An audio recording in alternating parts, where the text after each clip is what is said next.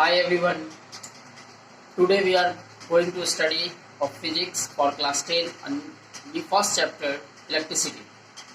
First of all हम लोग electricity के बारे में पढ़ते हैं कि इलेक्ट्रिसिटी क्या है. What is electricity? It is a that branch of physics in which we study about charges. ये फिजिक्स का वह ब्रांच है जिसमें हम लोग we study about चार्ज के बारे में पढ़ते हैं, अध्ययन करते हैं.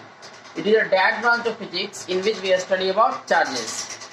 It has two types. यानी कि इलेक्ट्रिसिटी के कितने टाइप होते हैं? There are two types of electricity. First, static electricity. First of all, हम लोग जानेंगे कि इसके कितने पार्ट होते हैं, टाइप होते हैं, काइंड होते हैं. First, static.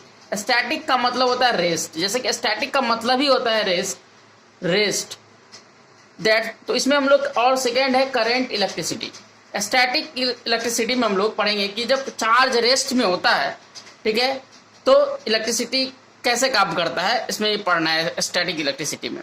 That's mean static electricity is a that branch of electricity in which we study about charges at rest. ये हम लोग को एग्जामिनेशन टाइप ऑफ व्यू से नहीं है, लेकिन फिर भी आप एग्जाम्पल लेंगे कि जैसे कोई कॉम्ब है, कंघी, वो क्या इंसुलेटर है, क्या है, इंसुलेटर है. और आप जब इसको ड्राई हेयर में कॉम्ब करते हैं, रब करते हैं, आफ्टर रबिंग इस पर कुछ चार्ज प्रोड्यूस हो जाता है. कॉम्ब पे कुछ चार्ज प्रोड्यूस हो जाता है. मान लो कि इस पे आ गया पॉजिटिव चार्ज, ठीक है.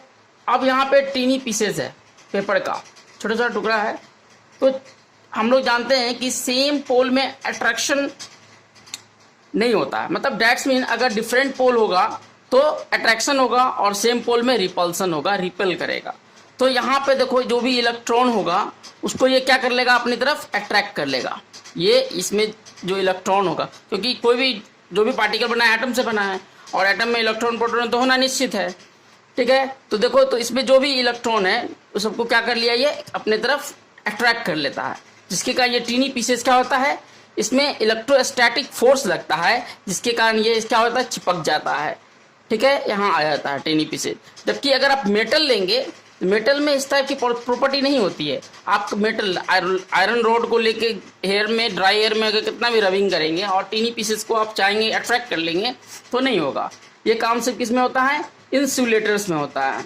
इसमें होता है, इंसुलेटर्स में होता है, ठीक है. इंसुलेटर्स में क्या क्या आ गया, प्लास्टिक आ गया, रबर आ गया, इबोनाइट आ गया, ठीक है. तो ये सब आएगा. अब हम लोग बात करते हैं करंट इलेक्ट्रिसिटी की, जो कि हम लोग को क्लास 10 में पढ़ना है. करंट इलेक्ट्रिसिटी, करंट का जैसे मतलब ही नजर आता है कि मोशन. मतलब चार्ज क्या होगा, इसमें मोशन में होगा. It is that branch of electricity in which we study about charges in motion. आपको इसके अंदर हम लोग को जो पढ़ना है वो क्या पढ़ना है, चार्ज जब मोशन में होगा तब पढ़ना है. और यही हम लोग को एग्जामिनेशन और टाइप ऑफ व्यू से क्या है, इंपॉर्टेंट है, और ये हम लोग को पढ़ना. अब बात आती है कंडक्टर. जैसे कि प्रीवियस क्लास में भी आप लोग पढ़ चुके हैं कि दो substances through which electricity can flow are called conductor. जिस सब्सटेंस से इलेक्ट्रिसिटी इजिली फ्लो कर जाता है उसको हम लोग कहते हैं कंडक्टर्स. वेयर एज इंसुलेटर्स की बात करते हैं जब, तो दो substances through which electricity can not flow. जब इलेक्ट्रिसिटी किसी सब्सटेंस से इजिली फ्लो नहीं करता है उसको क्या बोलेंगे बच्चों, इंसुलेटर्स बोलेंगे. अब इंसुलेटर्स की बात करते हैं तो मान लो कि कोई हम लोगों ने वायर लिया है, क्या किया, वायर लिया. अब ये वायर को देखो कि किसी भी वायर में क्या होगा, वो कोई भी चीज़ एटम से बना होगा, और एटम में इलेक्ट्रॉन प्रोटॉन होना ही है. तो मान लो कि कुछ इलेक्ट्रॉन है जो एटम से क्या है, आउटर न्यूक्लियस में है. जैसे देखो, आप इसको इस तरह से भी समझ सकते हैं, मैं समझाता हूँ आपको कि क्यों, how do metal conduct electricity, कैसे मेटल कंडक्ट करता है इलेक्ट्रिसिटी को. अब देखो, कोई भी मान लो मेटल का ये न्यूक्लियस है, एटम है, मेटल का एटम है, और ये नॉन मेटल का एटम है, ठीक है. तो मेटल के जो एटम होता है, नॉन मेटल के, मेटल हो गया और ये नॉन मेटल हो गया, मेटल और नॉन मेटल के जो एटम होते हैं उसमें देखिएगा कि जनरली जो इसके रिस्पेक्ट में मेटल का एटम क्या होता है, लार्ज होता है, बड़ा होता है, due to non metal, respect of non metal, ठीक है। इसके रिस्पेक्ट में क्या होता है, ये बड़ा होता है। तो मान लो कि इलेक्ट्रॉन यहाँ भी है, पता नहीं कितना इलेक्ट्रॉन, अभी मेरे को ये सब इसके बारे में, केमिस्ट्री तो पढ़ा नहीं रहे हैं, ये फिजिक्स पढ़ा है। मान लो ऑर्डर मोस्ट में 1 इलेक्ट्रॉन है, ठीक है। इसमें देखो, इसमें भी इलेक्ट्रॉन्स है, ठीक है। तो इलेक्ट्रॉन क्या करता है, रिवॉल्व करेगा अपना, ये न्यूक्लियस है। तो देखिए यहाँ पे इसके सेंटर से ये जो आउटर मोस्ट इलेक्ट्रॉन है उसके बीच में क्या हो गया, डिस्टेंस क्या हो गया, ज़्यादा हो जाता है।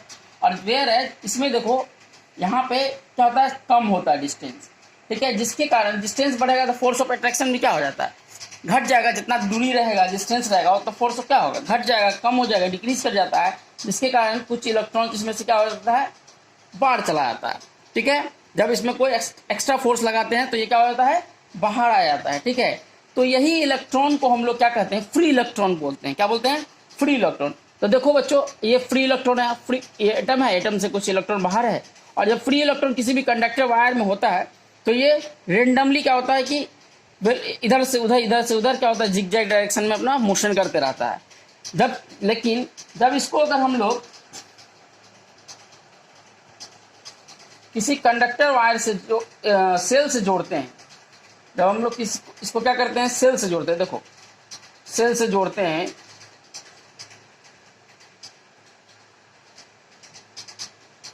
सेल से देखो जोड़ रहे हैं,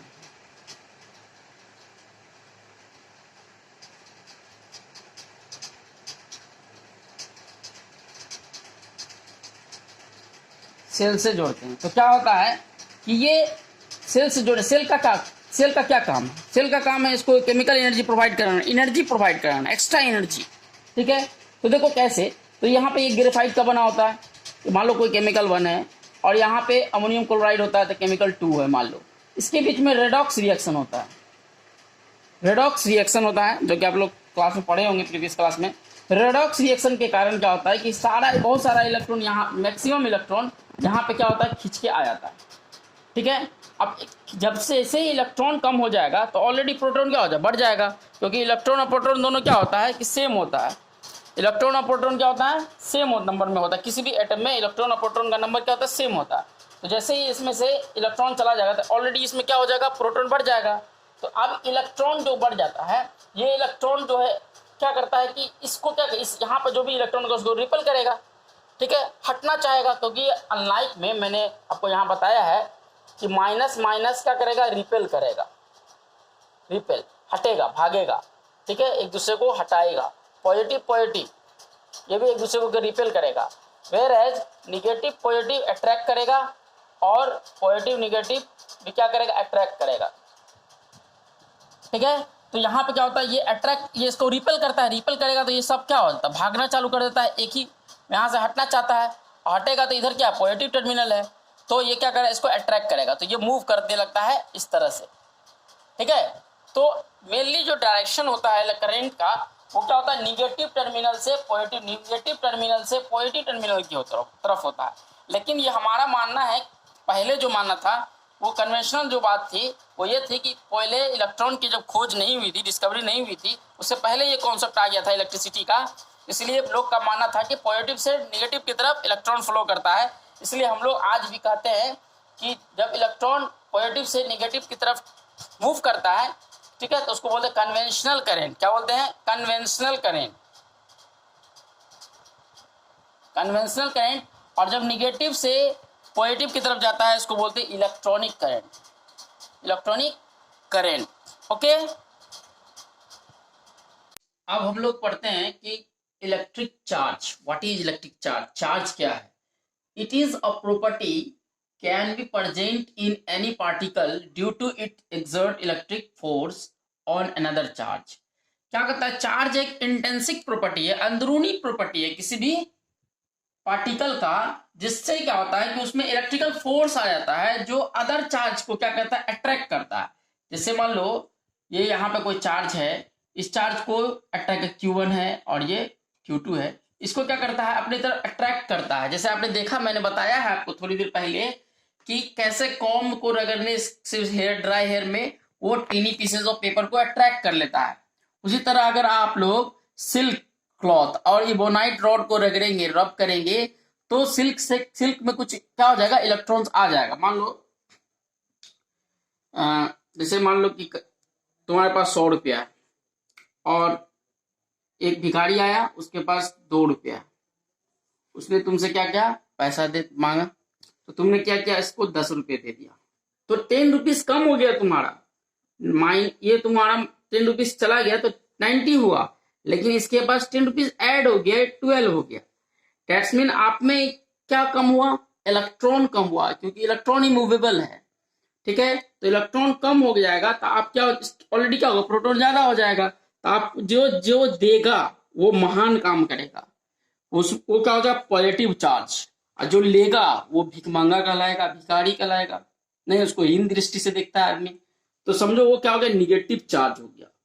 ठीक है, तो मैं आगे समझाने के जा रहा हूं कि उसके अंदर क्या होता है, इलेक्ट्रिकल फोर्स आ जाता है। ठीक है, जिससे वो दूसरे चार्ज को क्या करता है, ये अट्रैक्ट कर लेता है। ये इंटेंसिक प्रॉपर्टी है, अंदरूनी प्रॉपर्टी है, अदरवाइज इसके डिफिनेशन अभी नहीं है और आप लोगों को पढ़ना भी नहीं है। ठीक है, there are 2 types of charge, first positive charge and negative, other is negative charge.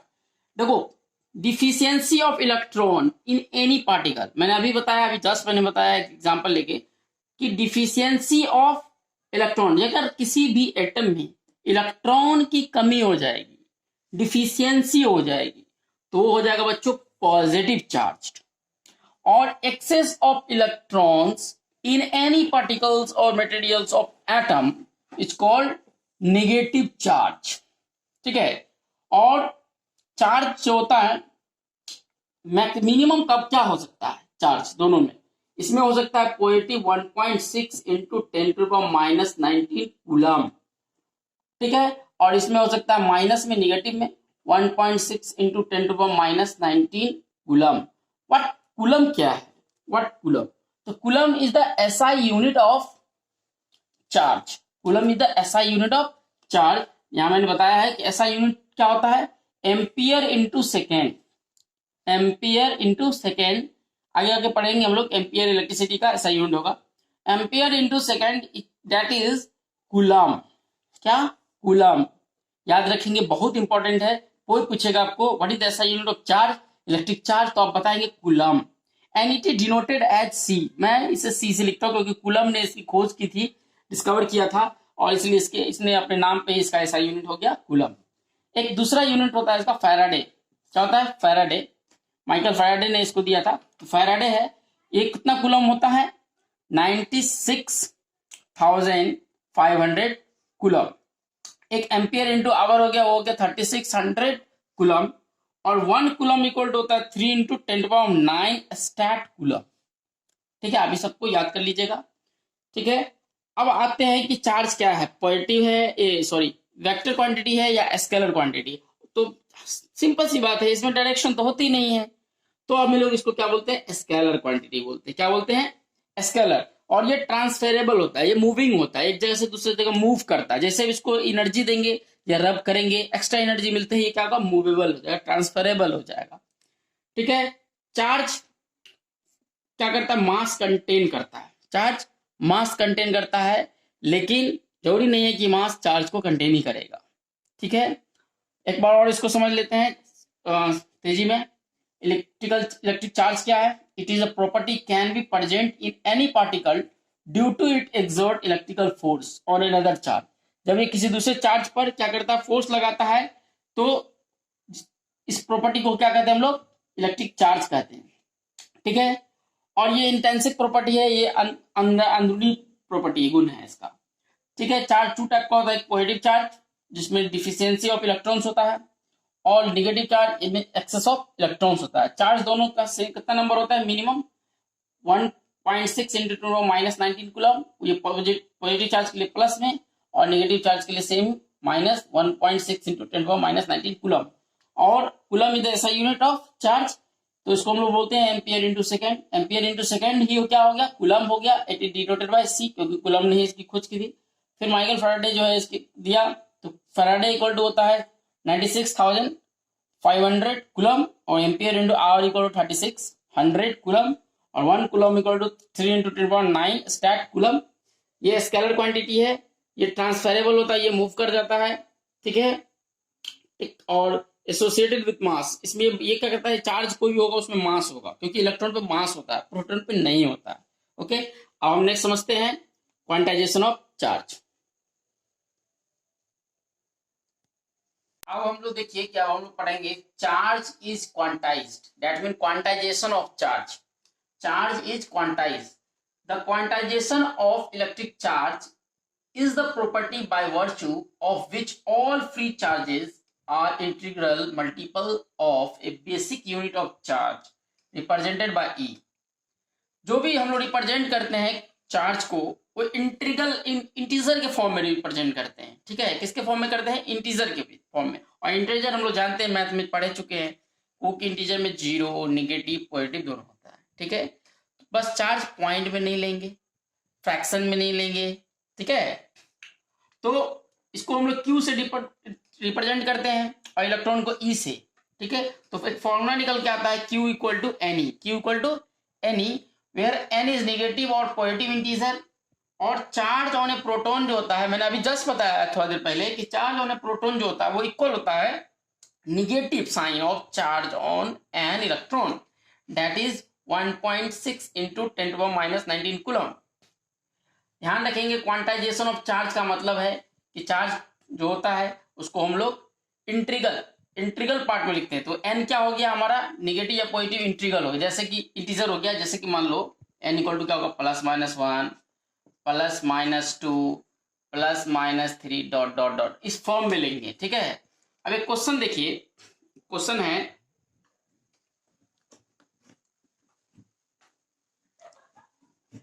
कि क्वेश्चन कह रहा है आपको कि 1 कूलम चार्ज में कितना इलेक्ट्रॉन्स होगा, ठीक है।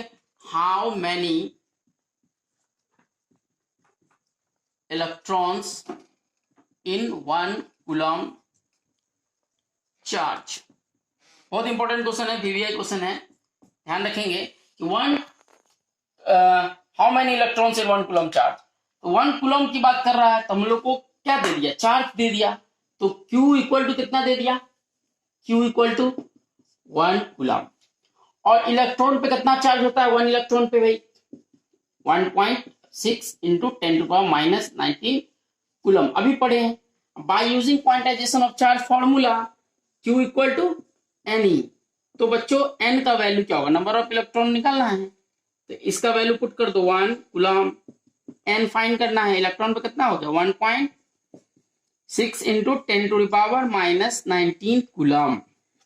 अब देखो बच्चों n ये मल्टीप्लाई में, इधर आएगा तो डिवाइड में, तो 1 coulomb by 1.6 into 10⁻⁹ coulomb equal to n। अब देखो कूलम से कूलम कैंसिल, अब ये 1.6 पॉइंट हटाएंगे तो ऊपर क्या होगा 0, एक 0 हो गया, ये ऊपर जाएगा,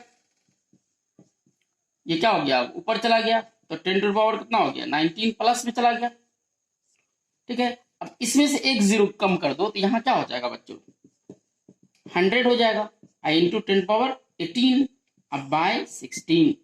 अब इसको डिवाइड लगाओ, कितना हो जाएगा 6.25 इंटू 10⁻18 इलेक्ट्रॉन्स। कितने इलेक्ट्रॉन्स हो जाएंगे इसमें 6.25 इंटू 10⁻18 इलेक्ट्रॉन्स। यानी आपको पूछेगा कि 1 कूलम चार्ज में हाउ मैनी इलेक्ट्रॉन्स, कितने इलेक्ट्रॉन्स प्रेजेंट होते हैं, तो आप क्या बोलोगे 6.25 इंटू 10⁻18 इलेक्ट्रॉन्स। अगर 2 कूलम यहीं पे पूछ देता तो 2 से इसमें मल्टीप्लाई कर देते हैं, 3 पूछता है 3 से मल्टीप्लाई कर देते हैं, ठीक है। अब देखते हैं नेक्स्ट। नाउ अब हम लोग पढ़ते हैं कूलम्स लॉ। ये कूलम एक साइंटिस्ट थे, उनके द्वारा दिया गया ये लॉ है, coulomb a law whose name is Coulomb's law।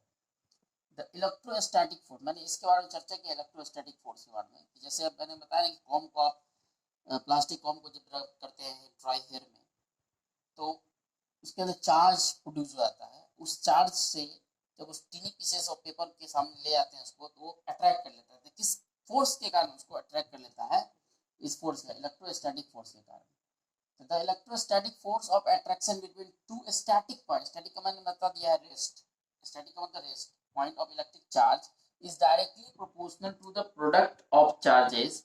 इस बात को ध्यान रखेंगे, directly proportional to product of charges and inversely proportional to the square of distance between them and act along the straight line joining the charge. देखिए इसके लिए हम क्या करते हैं कि मान लो मैंने बताया भी है आपको कि अगर चार्ज Q1 है, कोई चार्ज Q2 है, अगर ये डिफरेंट पोल डिफरेंट इसका चार्ज होगा, सिमिलर नहीं होगा, अनलाइक होगा, तो ये एक दूसरे को क्या करेगा, अट्रैक्ट करते हैं। मैंने बताया अनलाइक के लिए, अनलाइक चार्ज, अगर यही चार्ज लाइक चार्ज हो, लाइक का मतलब दोनों या तो पॉजिटिव हो या दोनों निगेटिव हो, तो एक दूसरे को रिपेल करता है, ठीक है। और कुछ ना कुछ डिस्टेंस पे होगा, कुछ ना कुछ डिस्टेंस पे होगा, और वो डिस्टेंस हमारा क्या है, r है, ठीक है। और इसके बीच में जो फोर्स लग रहा है, इलेक्ट्रोस्टैटिक फोर्स, वो F है। क्या है, F है। अब इस बात को हम लोग ध्यान से देखते हैं, तब तक आप लोग स्क्रीनशॉट ले लीजिए, बहुत ही इंपॉर्टेंट टॉपिक है, आप लोग इसको अच्छे से प्रैक्टिस कर लेंगे।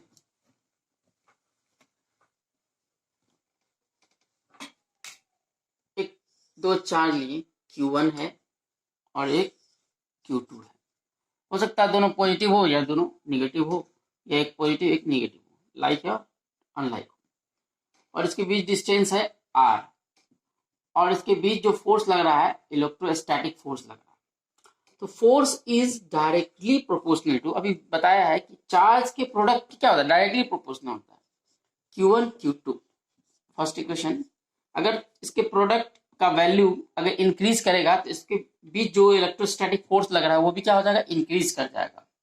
अगर ये फोर्स इसके बीच चार्ज का प्रोडक्ट अगर डिक्रीज कर जाएगा, कम हो जाएगा, तो ये इलेक्ट्रोस्टैटिक फोर्स भी डिक्रीज कर जाएगा। दूसरा बोला था कूलॉम्स लॉ के अकॉर्डिंग कि force is inversely proportional to square of distance between them. क्या होता है इसका मतलब, इसका मतलब हो गया कि अगर डिस्टेंस जितना बढ़ेगा फोर्स उतना घटेगा, कम हो जाएगा, और डिस्टेंस जितना कम होगा उसके बीच में इलेक्ट्रोस्टैटिक फोर्स ऑफ अट्रैक्शन भी क्या होगा, ज्यादा होगा। कैसे ज्यादा होगा, स्क्वायर ऑफ, मतलब 2 का स्क्वायर 4 टाइम्स, 3 का स्क्वायर 9 टाइम्स, ऐसे बढ़ जाएगा, ठीक है। और ये उतना ही घट जाएगा, किसमें, रूट में आ जाएगा, अंडर रूट, स्क्वायर रूट, ठीक है। अब देखो बच्चों, अब इस दोनों इक्वेशन को हम लोग जब इक्वेट करते हैं तो फ्रॉम 1 and 2, तो क्या हो जाता है, F is directly proportional to Q1 Q2 by R square. अब हम लोग 9th क्लास में भी पढ़े हैं कि इस जो प्रोपोर्शनलिटी का साइन होता है उसको अगर हटाते हैं तो उसके जगह पर हम लोग इक्वालिटी का साइन डालते हैं, और इक्वालिटी का साइन डालने के लिए हम लोग किसी न किसी कांस्टेंट से मल्टीप्लाई करना पड़ता है। यहाँ के कोई कांस्टेंट है उससे हम लोग मल्टीप्लाई करते हैं, Q1 Q2 by R square. और जो के का जो वैल्यू होता है, ये क्या है, कांस्टेंट है, के इज कांस्टेंट, और जो के का बच्चों वैल्यू होता है वो होता है 1/4 पाई एप्सिलॉन नॉट। क्या पढ़ोगे इसको, एप्सिलॉन नॉट पढ़ेंगे, एप्सिलॉन नॉट। और ये इसको जब इक्वेट करेंगे कैलकुलेट करने के बाद तो अप्रोक्सीमेट वैल्यू होता है 9 × 10⁹, ठीक है, न्यूटन मीटर स्क्वायर पर कूलम स्क्वायर। कैसे होता है इसका यूनिट हम निकाल लेते हैं।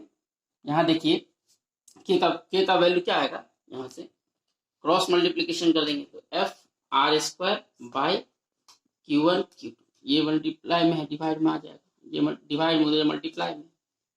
अब फोर्स का ऐसा यूनिट हम लोग जानते हैं न्यूटन होता है, डिस्टेंस का ऐसा यूनिट मीटर, तो स्क्वायर लगाते मीटर स्क्वायर, बाय कूलम का चार्ज का ऐसा यूनिट क्या, कूलम, अभी हम लोग पढ़े तो coulomb into coulomb, coulomb square.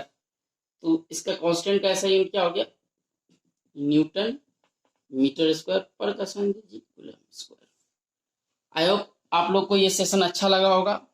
आप लोग इस पूरे चैप्टर, इस एक्सरसाइज को अच्छे से पढ़ेंगे और नोट कर लेंगे, नोट बना लेंगे, और जो भी टॉपिक है इसमें सबको याद कर लेंगे ढंग से। इसके बाद जो भी प्रॉब्लम होगी नेक्स्ट वीडियो में मैं इसको दूर करने का पूरा प्रयास करूंगा। Have a nice day.